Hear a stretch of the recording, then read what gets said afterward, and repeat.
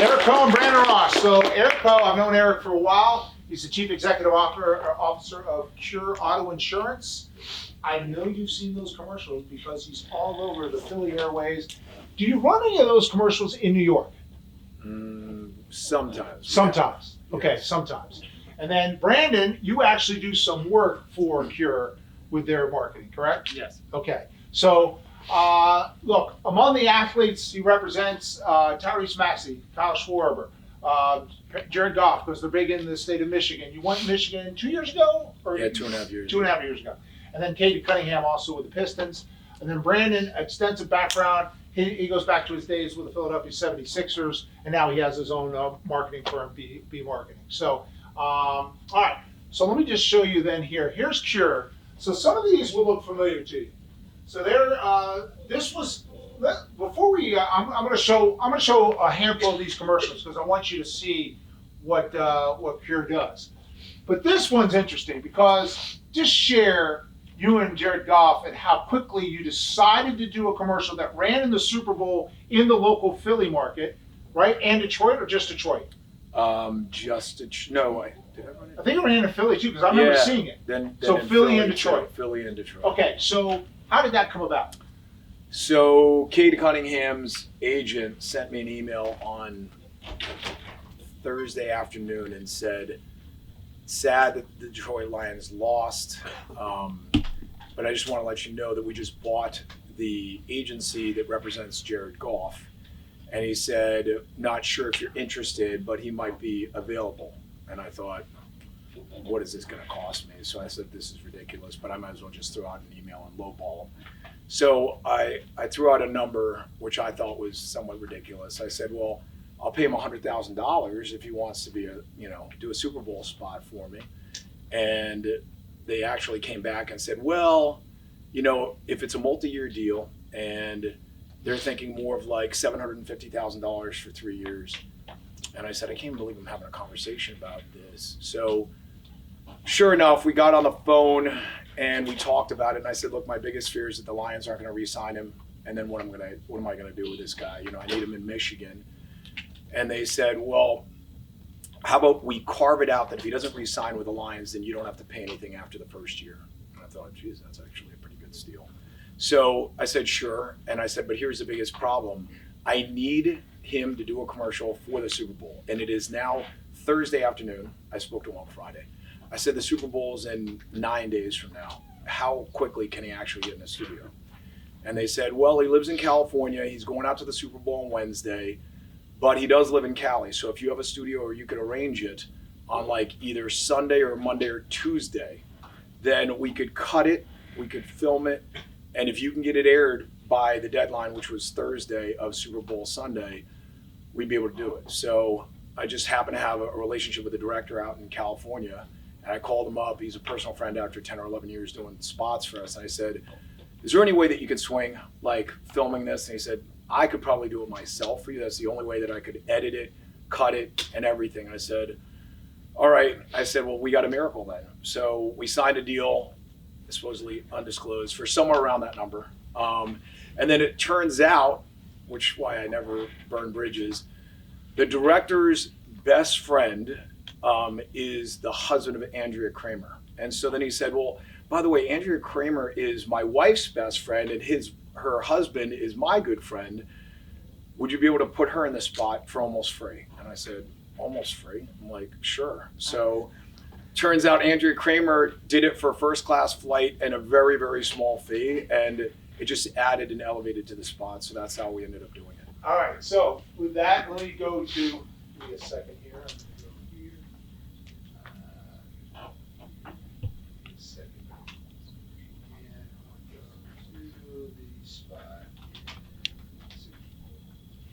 So here is the Super Bowl ad that Eric just talked about. It led the Lions to their first playoff win in more than 3 decades. Fans chanting your name everywhere, something you never really experienced before. What don't the fans know about you? I support Cure Auto Insurance. Nice. Is there still that underdog mentality because they offer savings in states that have major car insurance problems? Andrew, it's not about the dog in the fight. It's about the fight and the dog. Cure Auto Insurance. Drive well. So, all right. Jared Goff, how long did that actual shoot take?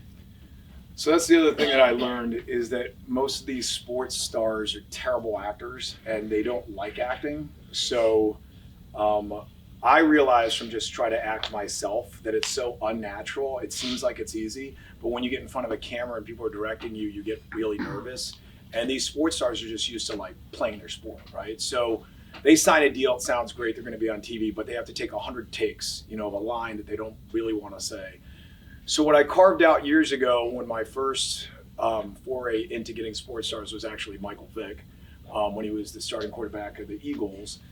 I realized that I could entice them if I said that I was only going to make them come in for 3 hours, and that the contract would say that within 3 hours I get to cut whatever I want, and they have to give me rights to all the spots that I can cut in those 3 hours, but they're never going to have to spend any more time than 3 hours with me. So in that scenario, I felt like Jared Goff could be a huge hit for us. I don't know, what was your question again? No. It was how long that actually took to shoot. Yeah. So 3 hours. 3 hours. 3 hours. Okay, Brandon. Yep. If you're, you weren't about. He told it. This all happened. This was all you. You're not using a firm to help you and all that. Right. I'm assuming on other occasions you do use a firm to help you. No, that's another weird thing. You do not. No. Okay. You do it all yourself. Yes. How many CEOs at your level are dealing with athletes directly? Probably not. Probably not. Okay. So you're unique. Yes. You're unique. Is he unique, Brandon? 100%. Okay. So tell us about the dealings that you have with Cure. It's non-sports related. Okay. We do other stuff on digital marketing side. Okay. Yep. And so your background with the Sixers, and you do some sports marketing now. Yep. Just give them a sense about what it's like working in the sports field in sports marketing. Yeah, so I worked for the 76ers from 03 to 07. I handled everything off the court for the 76ers. If anyone knew anything back then, the product on the court was horrible. It was no good deals that were happening. We had Sammy Dallenberg and a couple other players. So everything relied on the marketing department to sell tickets. So we did different theme nights. We did different entities with hip hop, our mascot at the time, 76ers and dancers. And we tried to create this entertainment type of atmosphere to drive ticket sales because the product, again, on the court wasn't good. So that's kind of during the Sixers. So all those different theme nights, all the different tchotchkes and giveaways, coming up with those different things. And then kind of fast forward to today, I started my agency back in 2010. I have 35 employees now. We manage over 100 brands. There's probably about 20% of those brands that do sports marketing. So now, after being in the sports side of it and now seeing on the other side, all the different things that we should be asking in sports deals when we do different sponsorships, it kind of gave me a leg up to get that done. So instead of saying, hey, for 100 grand, we're going to use your logo, and we're the proud partner of the Penn State football team, so to say, or Rowan University football team. We want the mascot to come to our trade show events. We want sales blitzes and the athletes to say that. We want to be able to use different stuff in stadium that would not only attract the students, but if we're selling roofs, we need to attract the alumni. So going in and asking those different ways to present that stuff. All right. If you had a chance to market this guy, how hard's that? Not very hard, is it? No, absolutely. This guy. One man So show. you got him, Eric. You got Tyrese Maxey pretty early in the game, right? Yeah. What did you see that you felt this was a guy that we should market? Well, I think that one of the biggest challenges, going back a step, of most companies, that they all use agencies. And I feel like that's actually a problem with most companies because their CEOs hire a chief marketing officer. The chief marketing officer uses an agency. The agency gets paid. They have some egotistical creative director who has to say he's coming up with all these ideas. A lot of times they come up with a spot, they bring it up to the CEO, and the CEO might be some far removed individual that knows nothing about sports and might hate it, right? Or they'll spend all this time trying to do it, and the company itself's board doesn't want that spot to be done. So they don't really know how to do anything, most companies. They don't know how to quantify the intangibles that sports stars have. So what I like to do is I watch the local sports to figure out how a player plays the game and what do they embody. When you look at Darren Sproles was one of our guys, right? I'm a diehard Eagles fan, right? And when you watch the Eagles, you watch Darren Sproles, I don't know a single person who doesn't like Darren Sproles. Who the hell doesn't like this guy's 5'6" and he does the most incredible things. He makes all these giants miss him. Like, he never complains. He never talks about himself. He doesn't celebrate himself. Like, he's not Odell Beckham. You know what I mean? So when you're talking about most brands, most CEOs, they don't really understand like what's the difference between one player and another. So I think that's the first thing that I think is important. But with like Tyrese Maxey, if you watch the Sixers, like, who doesn't like Tyrese Maxey? Like, this guy is selfless. He doesn't talk about himself. He doesn't celebrate himself. He works hard, and you can just see on the court the energy that he brings to the table. So I also try to think to myself before they become the household name, right? Because I had an opportunity to sign Joel Embiid, but he wanted a huge number, and I was like, I can't afford to pay Embiid what Hulu did for them saying, Hulu has live sports, So you can't compete with companies that are national brands that are going to throw millions of dollars at these guys. But these guys that are up and coming, they're going to come at a much cheaper price because they want some exposure, I kind of get sad though because now he's in all these like car dealership like commercials, and I feel like it cheapens sort of the commercials that we do. Yeah. But I just think that he embodies the way that I want my brand to be viewed, which is, a selfless, team player. Tyrese Maxey. Who's a Tyrese Maxey fan? Okay, look at that. So this is the next question. I'm gonna play his commercial too. But who are you trying to attract? I know you said the player, but who's your audience? Who are you trying to attract? Well, obviously a fan, and I feel like if you look at our media right now in marketing, everybody tries to avoid commercials. So everyone pays to get services so they don't have to see commercials. The only things that you don't record nowadays is news, right? No one's going to record like 3 days old news, which are kind of old people watch the news, right? And sports, who the hell tapes a game? No one's going to watch a recorded game on like Monday to watch Sunday's Eagles game. So, diehard fans. I say that when I look at sports and marrying yourself to sports, the reason why it's so important is because you could drive in Pennsylvania and go to a row home and see an Eagles flag on somebody's lawn, right? But you could see the wealthiest person in Mainline putting that same flag on their lawn. Like, it crosses every boundary, every demographic, and like people just live, breathe, and die for their sports teams. So, and Brandon, yeah, go ahead. I was just going to say too, like, you want to do business, you want to buy from what you know, like, and trust. And everyone raised their hands that likes Maxey, so they're going to relate very good with the Cure Auto Insurance brand because they can know, like, and trust Maxey, and they relate him to Cure. So not only the brand attributes that Eric was saying, but also them being able to relate to who that brand is so important at seeing day in and day out. All right, so let's here.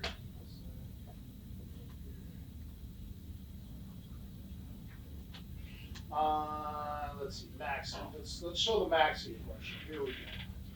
How many of you seen this Maxey commercial before? How about that? I'm doing the marketing service for you today. Here. I got 18 to 23 right here in front of you. So that I'm helping you out here. All right, here we go. How many people have Cure Auto Insurance? Tyrese, you faced some tough defense tonight. Was that the best coverage you've ever seen? Honestly, I've seen better. Who? Boston? Miami? New York? No, Cure Auto Insurance. They've been guarding drivers for over 30 years. With savings of up to 50%, their coverage is unbeatable. Take it from me. They're the Cure. Cure Auto Insurance. Drive well. All right, so I want to go right here. Brandon, would you recommend your CEO be in the commercial? Absolutely. You would. I think it's a good, yeah, absolutely, because then his brand associates with it. I think Okay. it's good. Were you reluctant to do this? I mean, I don't find you as a very shy guy. So you're not reluctant to do this? No, I think it's like one of those things that I think about when I die one day. Like, I want to be able to like show my kids what the hell I did. So it's like immortalizing myself in this little cameo for 5 seconds. I just thought it was funny. Okay. Now, I know, and you know I know. Okay, Some tough hang on. I'm defense. going to go to. I'm Was going that to the best play it coverage for a you've second ever here. seen? All right. Honestly, I've seen better. Who? Boston? Okay. Rachel, who's doing this, is a salesperson at NBC Sports Philadelphia. Yeah. So you put Rachel in the spot. Yes. She's a friend. Yes. Okay. Now, the next person, we'll keep going on the commercial. Miami? New York? Okay.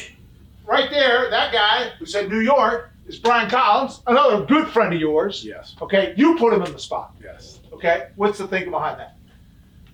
Well, one of the things I think is completely overrated is the ability to act for about 2.5 seconds. And I can't stand unions in general. Like, I just think that ruins this whole country. And so I'm very against SAG and what these guys charge. So the first commercial I ever did, they quoted me what SAG labor was. Anybody that's a member of SAG, which is the Screen Actors Guild, every time you shoot a commercial, they make you have like catered lunches. They make you pay them for royalty for whenever you run a spot for the life of your spot forever. If you're on YouTube and it's live on YouTube, you got to pay a royalty to every single actor. And I'm like, these people talk for like 3 seconds. Why the hell am I paying these people all this money? Anybody can say these words. It's not very hard.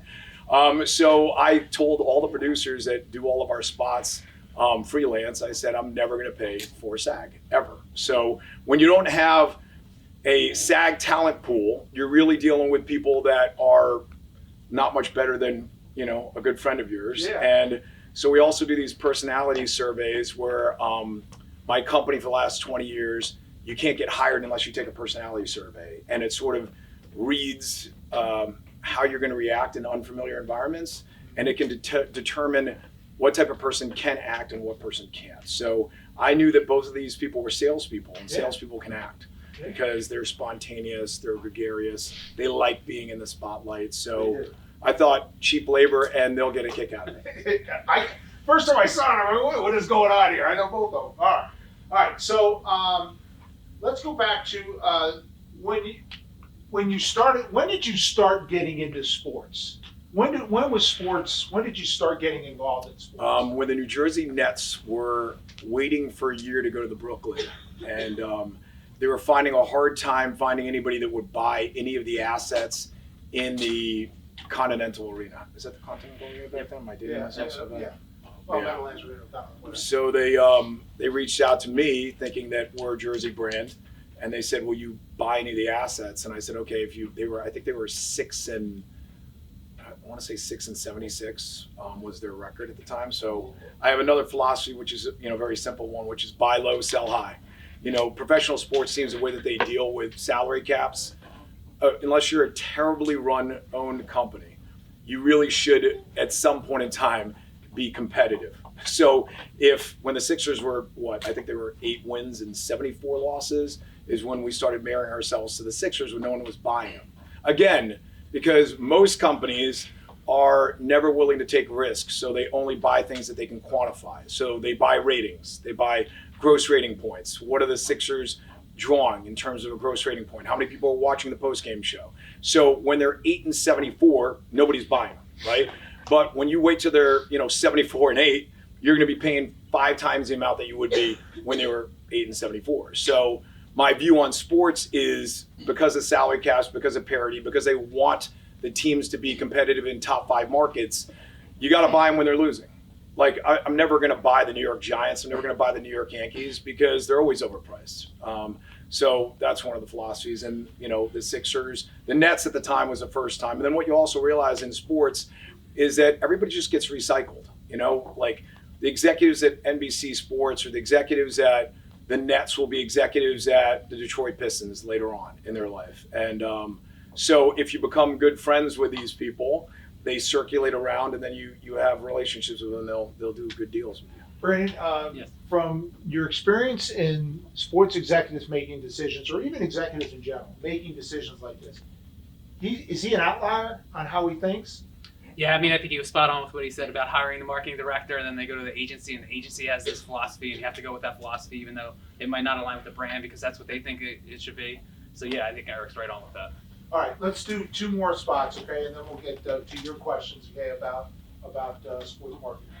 We see down here Kyle Schwarber. Now, in Philadelphia, from a popularity standpoint, immensely popular, and another very popular player in Kyle Schwarber. Okay, so let me play this time. I'll play the commercial first, and then let's hear you talk about the decision to do here.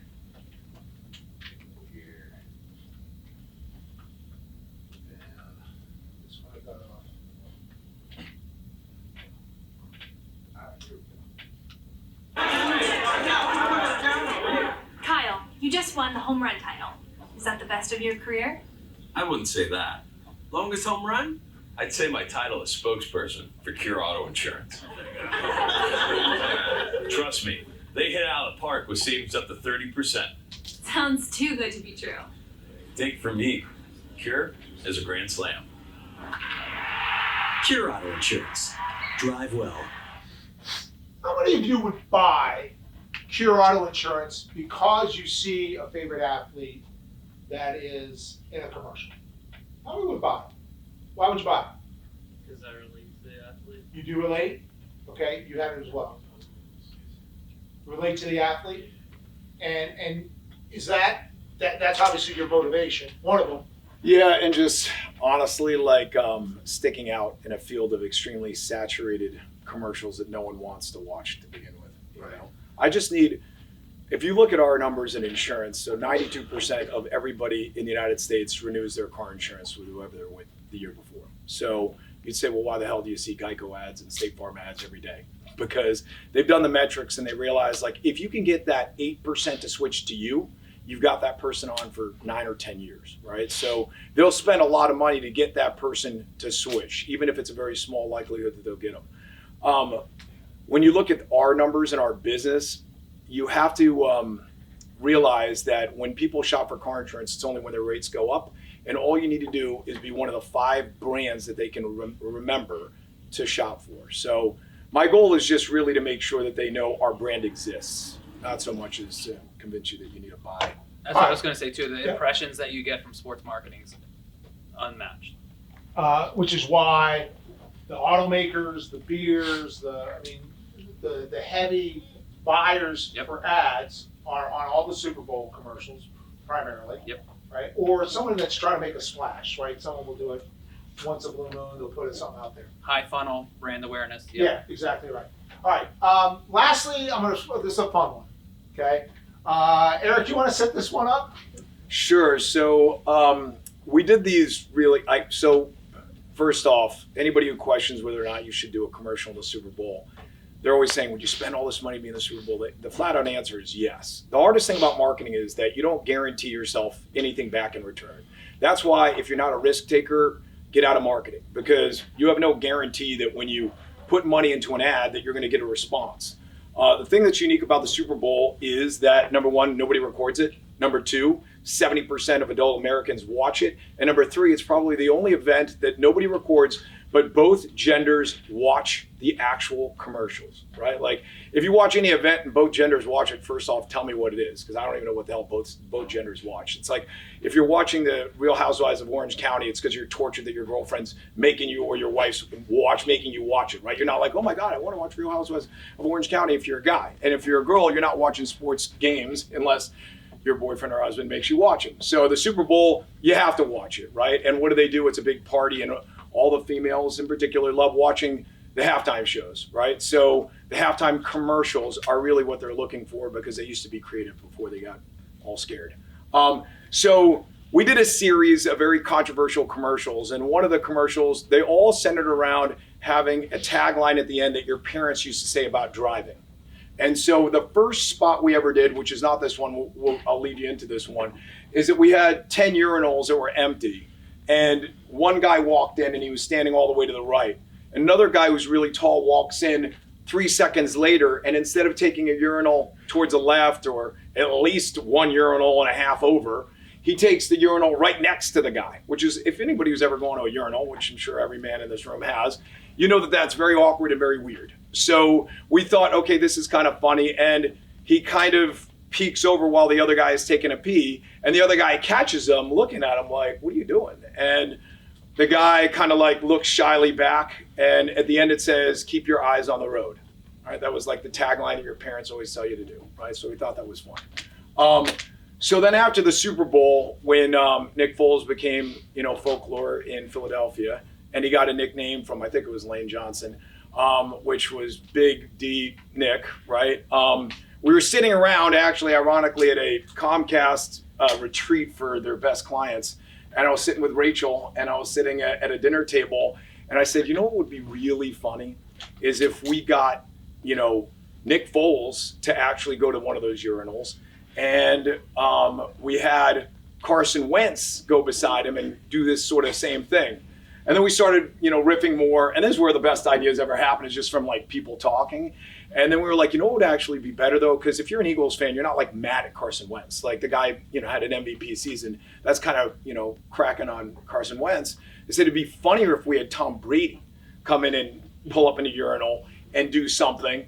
So we were like, that's what we're going to do. I thought it was so funny. I'm like, this is what we're going to do. We're going to have a guy that's dressed in a Foles jersey walking up, and then a guy in a Brady jersey with a hoodie on the back so you couldn't see their names, walk up, and Brady was going to look at Foles and look down on him, and then look at Foles and be like, nice. And it was going to be a crack on, how big he was. And then when I tried to run it by legal, one of my outside attorneys said to me, and I'm an attorney, so it helps that they're just guidance. And they said, listen, the problem is that either of these guys can sue you for name and likeness. Like, you're monetizing their name and likeness, whether or not you're covering up their name or not, they could sue you. And I said, okay. And I kind of ran through it for a night. And I thought to myself, after this commercial runs, we'll talk about it, that there's no way that Foles is going to sue me. The only person that would sue me is Brady. So I don't think that Foles is going to sue me, and I'm going to gamble it. And that's sort of how we derived this spot. All right, here we go. Here's the spot. Delete it.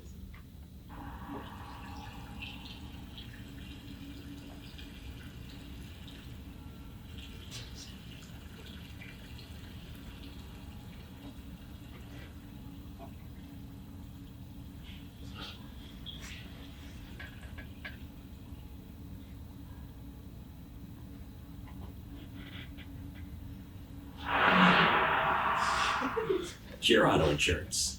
Drive well. So then the fun part was that we debuted this on March Madness in Philadelphia, and at the time, Lane This is in Johnson, 2019? 2018, right after the Super Bowl win, March Madness, so Okay. probably a month afterwards. And this is when like Lane Johnson was taking like trash bags and saying that this was, Nick Foles' condom and like funny stuff like that. And so apparently Lane Johnson with 6 other starters on the Eagles were at his apartment watching March Madness, and he actually saw the spot and he like started cracking up. So we, rewound it on his DVR, recorded it, and then added up to his Twitter. And then it got picked up by Barstool Sports, and we ended up getting like 2.2 million views on this spot alone. And Brady say anything? No. But wait, that was just a red sweatshirt. Yes. So I did. You did Yes. cave in a little bit. I caved in a little because I knew that Brady might sue me for saying that he has a big, weenie. And so I figured there's no way that Foles would, because he got paid really well.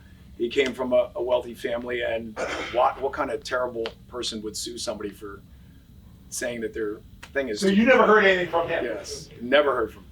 What would you recommend to him? I would not run that spot. I'm sorry. I would. Yeah, so, But I'll tell you what. Go ahead.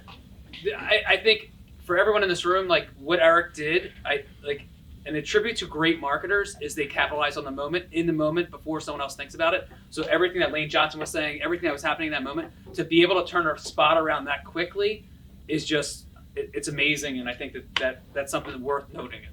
Here's the way I look at it. Go ahead. That in 30 seconds, which is how short these spots are, it is almost impossible to get a visceral reaction from anybody in 30 seconds, let alone have an advertisement for 30 seconds that anybody laughs at. So the hardest thing for me is trying to make somebody have an emotional feeling. I don't care if you're pissed off. I don't care if you laugh.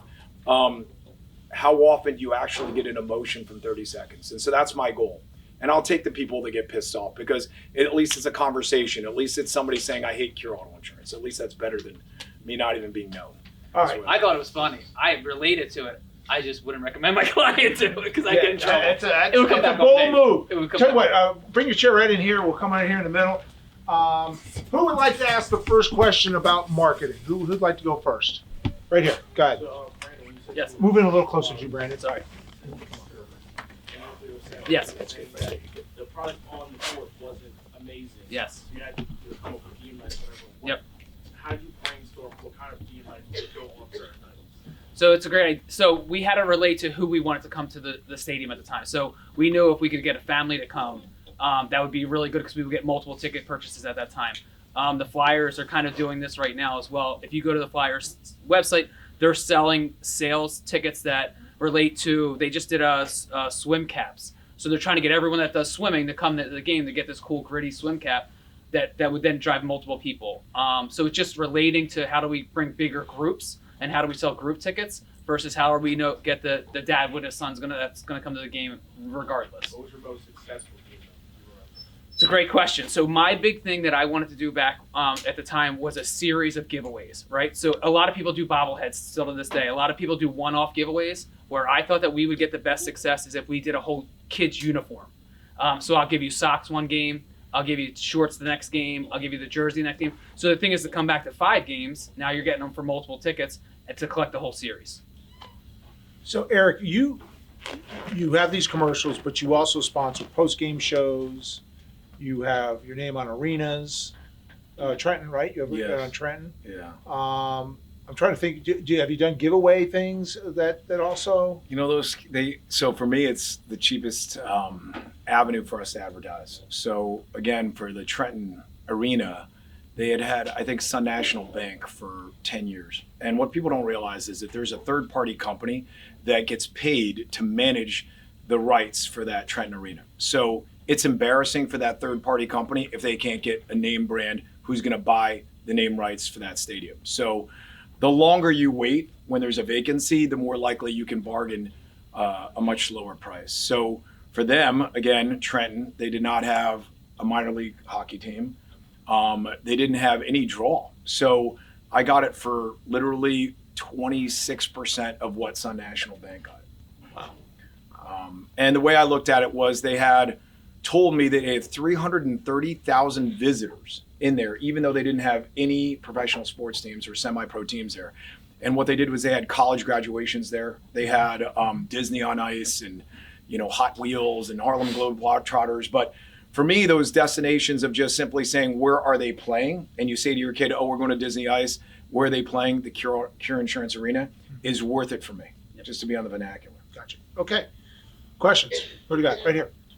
This is for Eric. So I was wondering if you put any thought to the possibility of Saquon Barkley joining in on Cure Auto, because kind of with the Foles commercial he did, like how being like the first one to do it, and like with that kind of idea, how like if you got Barkley, who's like a Pennsylvania guy as well. Yeah, I mean, I don't have an unlimited budget. They wanted about $1 million for 3 years. From my perspective, to give you some idea, like Darren Sproles was $40,000. I negotiated $40,000.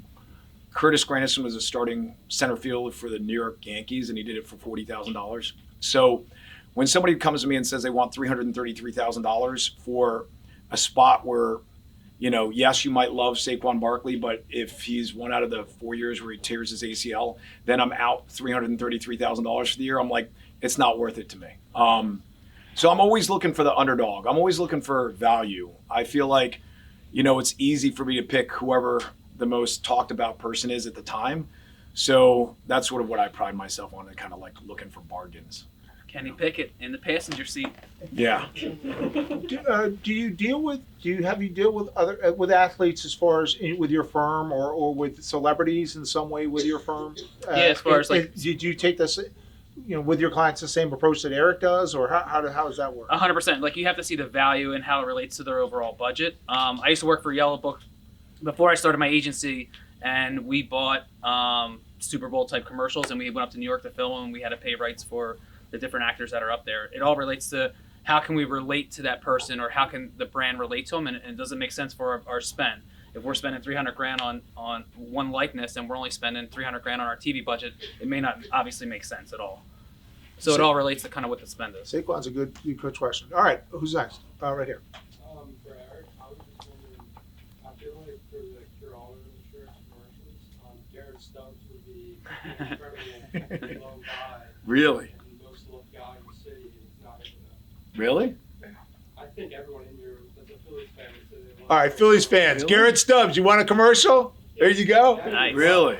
$740,000 a year, so. Wow.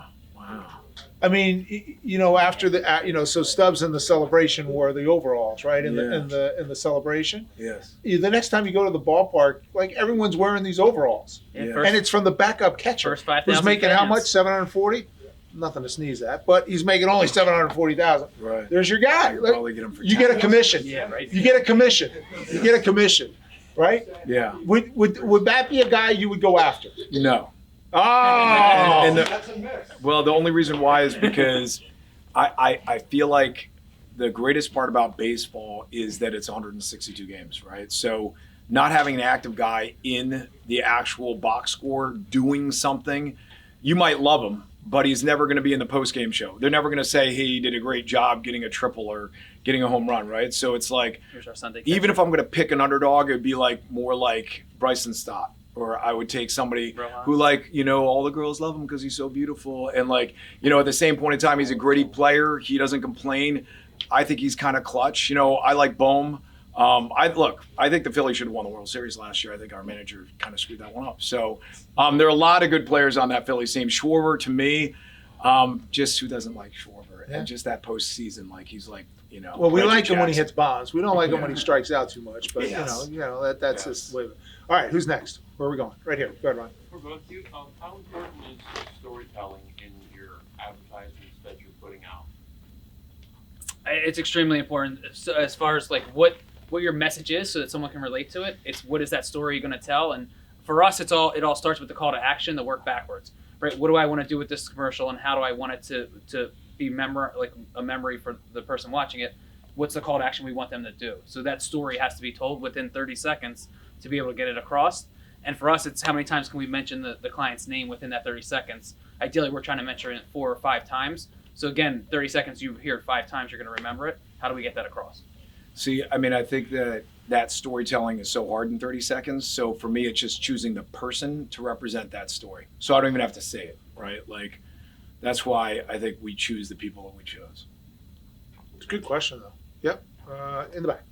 So for both of you guys, was marketing always the goal?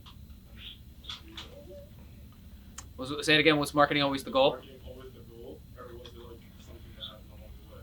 In terms of, Like where you guys are, the position you guys are, you guys always had that goal. Like, Oh, where you want- career-wise, you're saying, right? I mean, I majored in accounting, and then I went to law school, and I got my CPA, which I realized is, can't pass again. I mean, I was told bringing, sort of the familial background was that I was supposed to have a terrible, torturous job as a career. So I did accounting. But I realized that marketing was so fun. So I do believe that in order for you to truly enjoy your life and to be successful at your job, you have to love what you do. So marketing is just something I love. That's why I don't really go to agencies, because I feel like they take away some of the fun part of what I do. If that makes any sense? yeah. So I mean, marketing has the best perks. That's what I heard when I was in college. So I'm like, I'm doing marketing. I get to go to free games. I get to do all this cool stuff. So marketing has a lot of perks. Everyone's in marketing, so that's the one thing you have to deal with. But no, it's good. It's fun. It's exciting. You do different stuff every single day, and it's cool because you get to see instant gratification in what you do. So whether you're working in sports marketing and you see how many people come across the ticket gate that night, or you see your commercial on air, or you're running a digital ad and see how many leads come in that specific day, it's very instant. So you get to see what happens right away. All right. Who's next? Go ahead, Devion. Alright, so I'm currently a marketing student, and obviously I know Eric mentioned he was in accounting, and I'm sure you guys are once college students. Yep. For someone as myself that doesn't have as much marketing experience but is looking to get into the field, what would be a good start? Like, how did you guys start at the beginning in an entry position in marketing and get to where you were today? All right, so for me, it's all about getting internships and kind of getting in that grind to get the experience and kind of build your resume. It's extremely important to do that, just so you can stand out when you get there.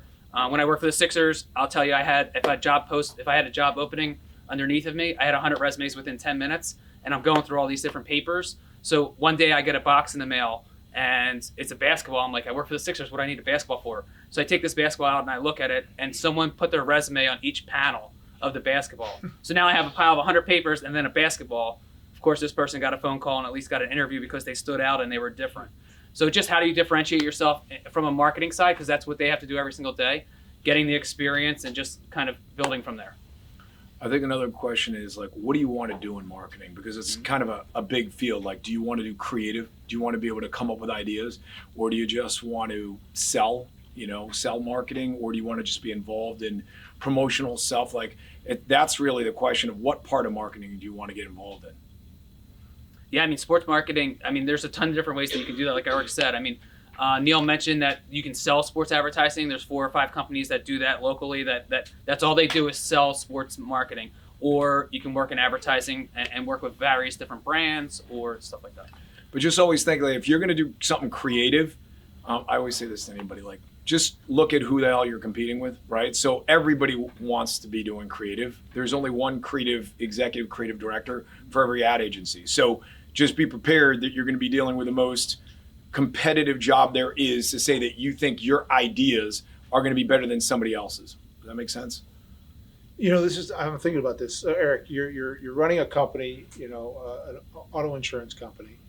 You're testifying in DC, on different insurance laws or whatever. But then you're also coming up with these marketing ideas. So what part of your job is this the fun part of the job when you're able to do this stuff? Definitely the most fun thing. I mean, just imagine if anybody in this room just watches any sports team and then just gets to go, I love Tyrese Maxey. Let's call his agent and do a commercial with him and then spend 3 hours with him. So marketing is the most fun part of any job, I think, without question. I think for most people, though, it's never as fun as it's cracked up to be, unless you become the creative director. And there's only so many creative directors. You know what I mean? Like, that's the harsh reality, is that for an ad agency with like 200 people, you'll have 4 or 5 creative directors, and there's going to be one executive creative director who has to say his idea is better than yours. Yep. And so that's annoying. So just be prepared. My favorite part of marketing is the negotiating side, right? So I get to work with all like vendors of brands like Eric, and we get to like maximize the deal. And we're not just going to get Maxi, but we need Maxi to do 10 tweets or 10 this and that. So building out those campaigns is really fun for me. I have a question for Eric that will relate to the crowd. Go ahead. So you do a ton of sports marketing, right? In recent years, college athlete sports marketing is coming into the mix. How has Cure ever considered that? Interesting. No, only because I feel like college basketball, sorry to say this, anybody's a huge college hoops fan.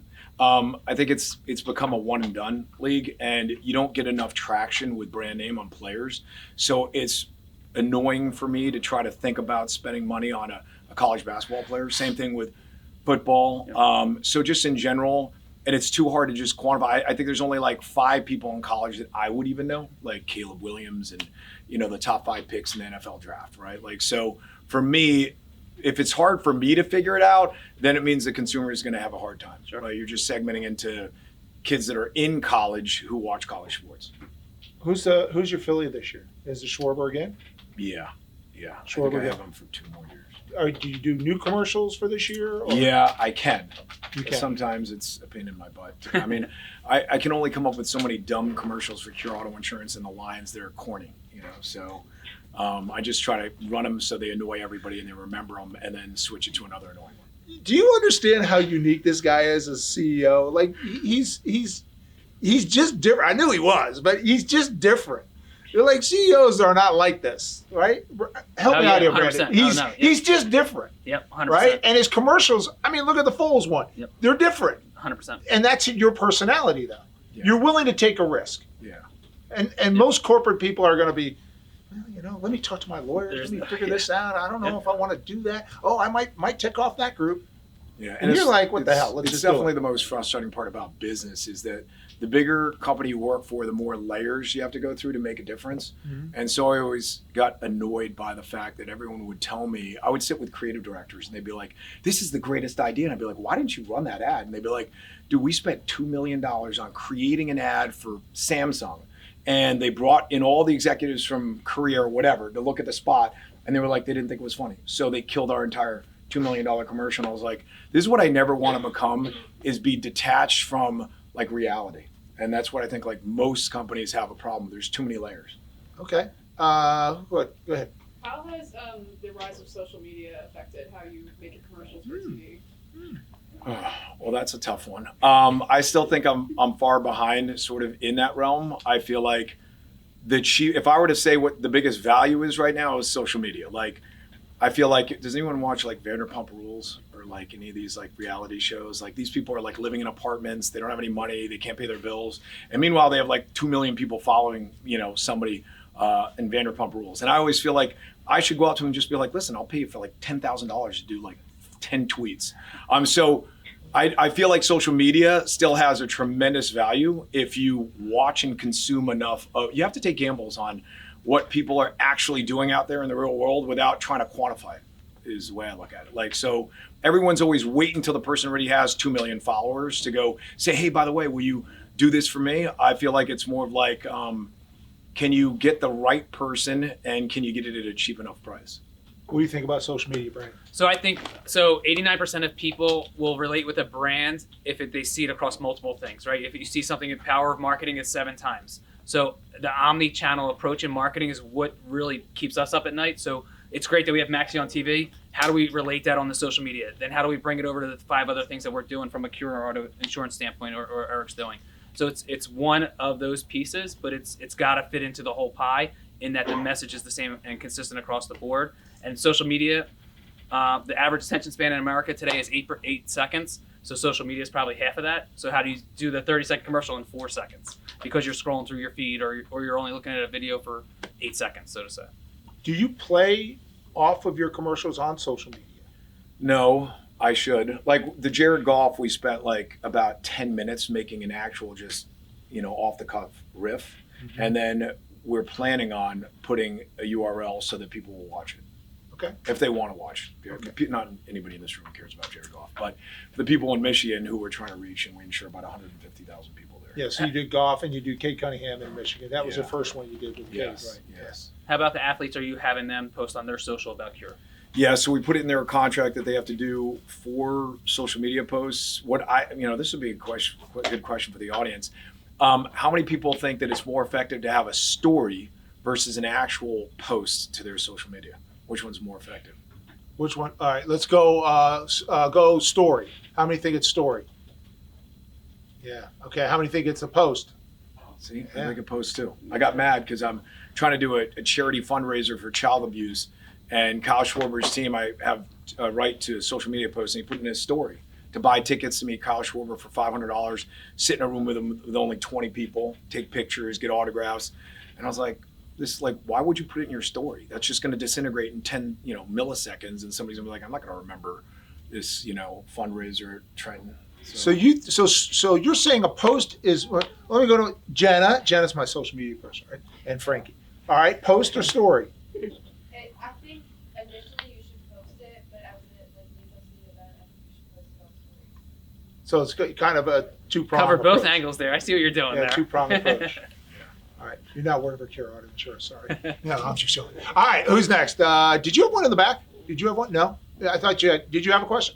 I was going to ask you guys, why did you guys not use any soccer athletes for the commercial? All right, it's just because I don't watch soccer. Wait, hold on. So follow up to that is that the World Cup is here in 2026. Yeah. Eastern Pennsylvania Youth Soccer is a state association that is one of our clients that we're like heavily involved in the World Cup. So with the New York MetLife in New Jersey and then the Philadelphia market getting 8 games, I think it is, will Cure participate in that? Probably. My daughter plays soccer. But I just feel like, again, there's only so much money you can spend. And I Red still Bull feel are cheap. like They stink compared to the I still Union. feel like soccer's not mainstream yet. Like people die for the Eagles, but I don't know if people are dying for the I think Union. soccer's getting there. It's getting there. I think it's getting. We need to win a World Cup. Or at least I'll tell you why. The LA Galaxy worth $1 billion. Mm-hmm. Okay, that to me that's legit. So is Miami. So is but Miami. 600? Miami might be there now, but $1 billion Yeah. franchise value. They're getting up there now. Those franchises are getting up there. Yeah. Do you get this guy Messi? Go off from 40 grand.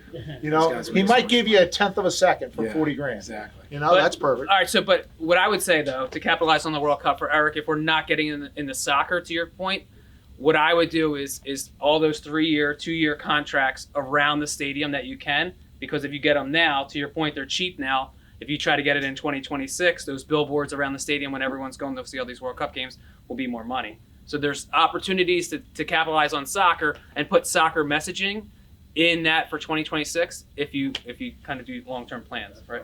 Yeah. That's where you were going with it? Yeah. Say it again? Oh, you want a percentage? He's looking for a cut. The Cure Auto Insurance guy turning There you into go. a soccer There you ball go. and then bounce. Yeah. All right, who's next? What do we got? Right here.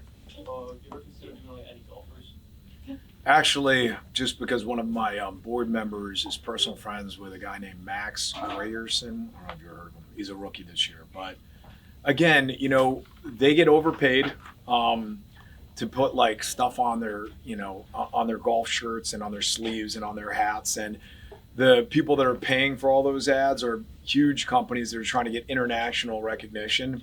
And I'm only writing in 3 states. I write in Pennsylvania, I write in New Jersey, and I write in Michigan. So, you know, I look at the price for that and I just say to myself, it's not worth it.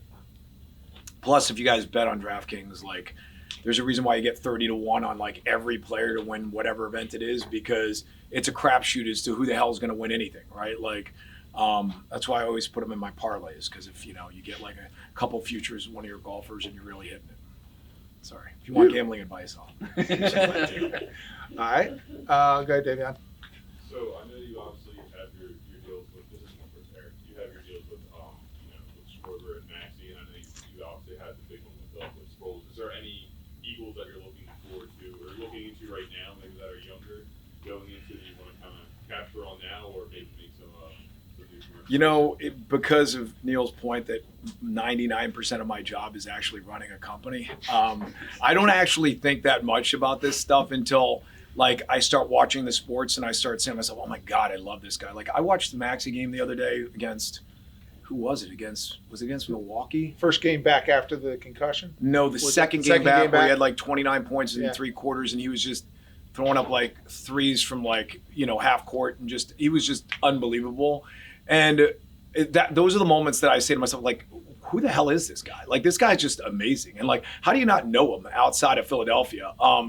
So until I have those moments, I just basically never think about it. So I was thinking about Kelsey after he did his speech in 2017, after they won the Super Bowl. I was thinking like, this guy is like, you know, unbelievable. The hardest thing about football is that most consumers cannot recognize a football player without their helmet on, right? So if I gave you A.J. Brown, maybe some of the people in this room would recognize him by face, but that's after 2 years of him playing in Philly, right? So for me, Darren Sproles was one of those facially recognizable guys. Jalen Hurts, obviously, but again, not fitting the mold of being here long enough and having an underdog guy. I'm still looking for an underdog guy. You know, I pride myself on underdogs. Like, I feel like deep down inside, there's like 80% of the population root for the underdog and 20% are just like the Dallas Cowboys, you know? Like, so I don't like the Dallas Cowboy people. So sorry if you guys like the Dallas Cowboys.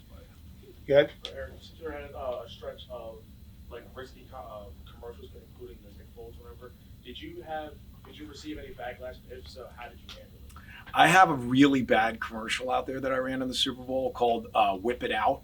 And I ran it in the Super Bowl a few years ago.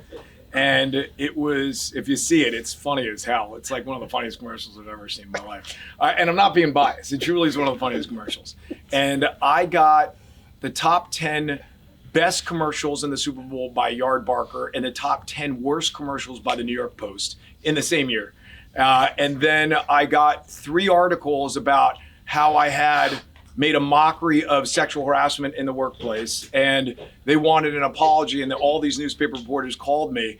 And I had a canned response, which was that I'm sorry, Cure Auto Insurance is sorry that we offended certain viewers. And I'm just not a type of person who apologizes for anything. So I feel like the world is a little too uptight. And I feel like, you know, if we can't, I said that they were actors. It wasn't real, you know, and we don't really know. Like I had one that was called Dad is Dead. Have you guys ever seen that commercial? It's funny as hell. It's about a guy, an old guy who's sitting in a hospital and his like heart rate's kind of beeping real slow and his son is there beside him and he starts coughing and he's like, son, I have something to tell you. And he's like coughing and the son's like, yeah, Dad. And then he sees like this really pretty nurse outside in the hallway. And he's like, what's up? And then while he says, what's up, his dad flatlines and he dies. And he's like, Dad, hello? And then it says, what does it say? Something like, pay attention to the road or something like that. That was the commercial.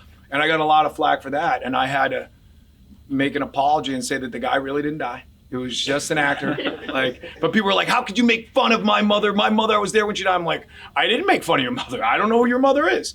But I feel like in order to get through this whole crowded area of advertisement and brands, you just have to take risk and you have to do something, again, to piss somebody off or make somebody laugh. That's sort of how I look at advertising. So are you getting results from your ads?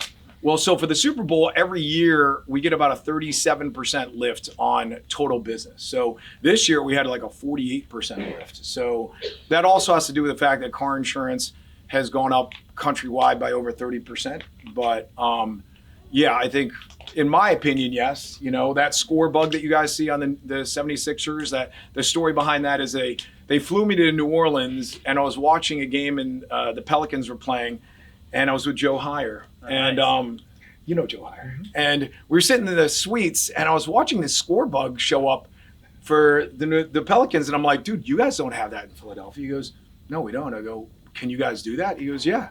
I go, well, when you get back, will you please like actually go find out how much this will cost? And they basically said that it was going to be like $20,000 for the year. So that's the other thing. If you create something that no one ever had an asset for, make sure that, because you know that you're the first one in and you know that it's a value, lock it in for a long period of time. So I locked them in for 5 years. And this is, again, when the Sixers had like 8 wins. So now they're charging me like $250,000 a year. But if you ever watch a Sixers game, and I feel like, you know, basketball, you're just always doing arithmetic. When you watch, every time you watch a score, you're like, okay, we're only down by 6, which is, if we had 2 3-pointers, that's 2 possessions. Like, you're just constantly doing arithmetic, especially in the third and fourth quarter.